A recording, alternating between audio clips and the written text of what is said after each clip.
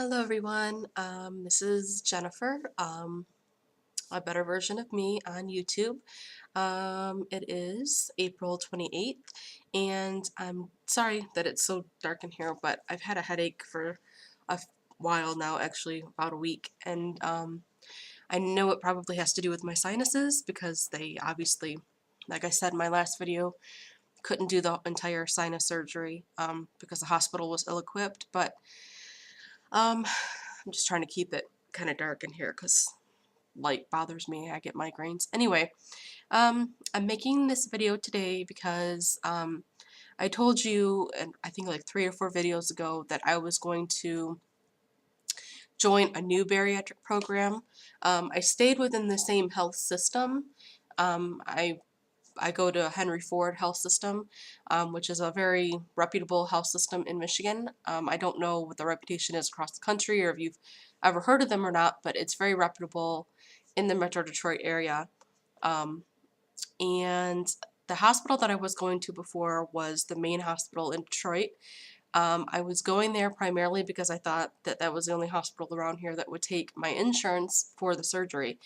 I went through almost the entire process. The only thing I did not do there was my psych eval and my exercise physiologist appointment. Those are the only 2 things I was waiting for. But I decided to leave that program because I did not like my surgeon. I did not like his approach. I did not like his attitude. The support group that they had for that particular hospital was primarily online. They did have in-person support groups, but it was basically everybody that was online just went to those meetings or whatever, and the support group kicked me out.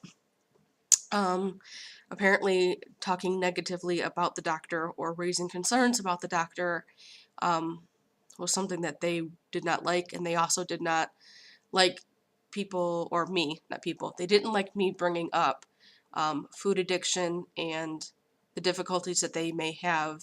It was kind of like, I'm sure they're all very nice people, but to me, I got the impression that they were all kind of like in La La Land. And I'm actually very glad that I had that experience because the only reason that I was able, in my view, to call them out was because of these YouTube videos that I see you guys doing.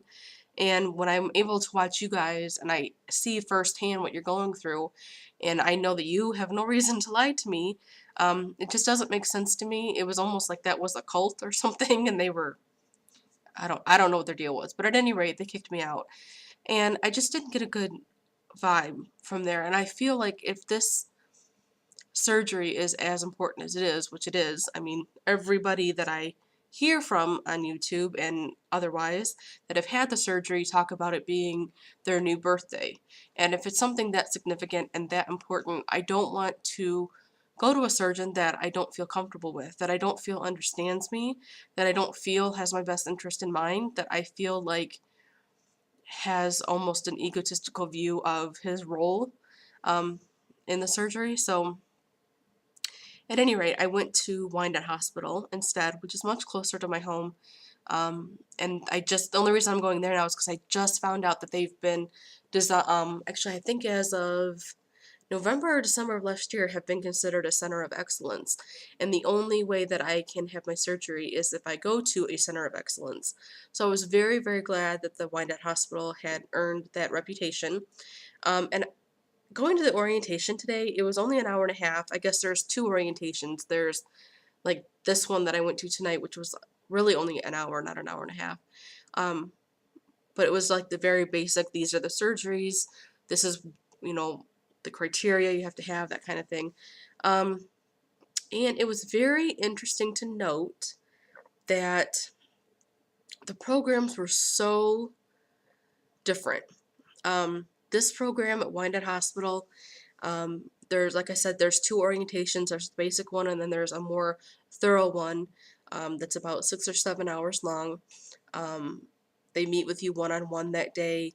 They kind of incorporate the orientation with your meeting with the bariatric surgeon, and he um, personalizes your surgery, your program, your eating, your exercise. They specialize everything for the individual. So it's not just one big candy-coated program. It's not like, you know, go through process A, B, C, D, and then whatever success you have, you're on your own. It's very individualized, and I really, really, really, really love that. The other thing that I really like is that the very first appointment that you have to have before you can do anything is you have to see the nutritionist. And when you see the nutritionist, they do a metabolic testing on you. So they can find out how much of your weight is water, how much of your weight is fat, how much of your weight is muscle. They figure out if you have thyroid issues, what your metabolic rate is. They do all this blood work for you. That appointment's $100. It's not covered by your insurance, but that's the only appointment that you have to pay out of pocket for. Everything else is covered by insurance. And there really is no other testing that you have to have done that he mentioned today other than seeing the nutritionist, which is the very first appointment, and then you also have to have the psych eval done. You don't have to have the psych eval done at the hospital, but they do have a list of psychologists that they prefer you to go to, because he said if you go to an outside psychologist and they do it and then they send the report to him and it doesn't have all the information that he wants on it, he'll make you do it again. So they have a list of psychologists that they use. I'll most likely go, obviously, to one that they want me to go to, because I've been involved in the testing, I guess, portion of the waiting since November. And it's now 2 days before May. So it's been almost 6 months. I've been doing everything that everyone keeps telling me to do. I've been tracking and monitoring my food intake, my exercise, my weight loss, and monitoring it. And I'm going to see my family doctor. I've had the EKG, I've had the chest x-ray, I've had the blood work, I've had everything, the sleep study done. I've had everything done. So I'm really, really hoping that when my insurance changes in June, that I can just get a running start on all this and hopefully have my surgery by July or August, because my 32nd birthday is on September 4th. I would like to have the surgery done before then, or close to my birthday, so I don't have, because I like really love my birthday. I think it's like the best day of the year. So if I had my surgery around my birthday, that would almost be ideal, because then I could just say, you know, my birthday's September 4th, but my surgery date is September 2nd or whatever, and it kind of be the same. Speaking of weight loss, like I said, I have been tracking it, and I only weigh myself once a month because I don't want to get crazy with the scale. I'm not having the surgery for vanity reasons, really. I'm having it, obviously, for medical reasons. I have so many comorbidities that it's ridiculous at my age, at 31, to have this many problems, and it's almost embarrassing to even talk about. But what was I saying? Oh, I have been tracking my weight loss and everything, and I weighed myself today because I figured I went to the orientation today. I knew I was going to do this video today, so I figured I might as well weigh myself today. And according to the scale, I've lost 3.2 pounds this month. Now, I could celebrate it, and I guess I probably should. 3.2 pounds in 1 month is pretty awesome, but I'm not going to, because I have been tracking my weight, like I said, since November, and it has gone up, down, up, down, up, down for 6 months. You know, I'll go down, down, down, then I go up, and then I go down, and it's just big yo-yo, basically, and we've all been through that. So I'm really just keeping track of it so that I can show. I mean, my primary care physician has in her records already over the past couple years. Actually, not couple years, the past 10 years. Wow. Wow, I didn't know that. Past 10 years, she's had record of me going from 220 to 240 to 260 to 270 to 280, back to 260, back up to 312, 323. I mean, I've run the gamut pretty much on the scale, and she has recommended several times that I lose weight, and I have talked to her before about having bariatric surgery. So all the pieces are in place, so to speak, and I just really need to show her, you know, for 6 months I've been tracking this stuff. I want you to put this in your notes so that when the insurance asks for documentation from you stating that I've done everything that I could do and surgery really is my last hope, and that I have all these comorbidities. I'm hoping it'll be in my favor. Like I said, I can have the surgery as soon as possible. Um, I will say one thing, and I'm not harping on anybody in particular, but I was actually kind of disappointed that I mean, I don't get a lot of views on my videos. Maybe I usually average about 10 to 15. Um, but I specifically asked some important questions that I really wanted to have answered regarding food and food changes and nutritional changes that you've had to make.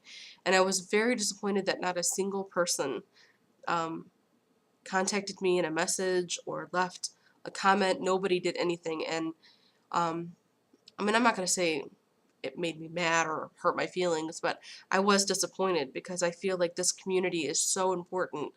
You know, your support group really is a driving force behind your success, and I don't have a support group outside of YouTube viewers.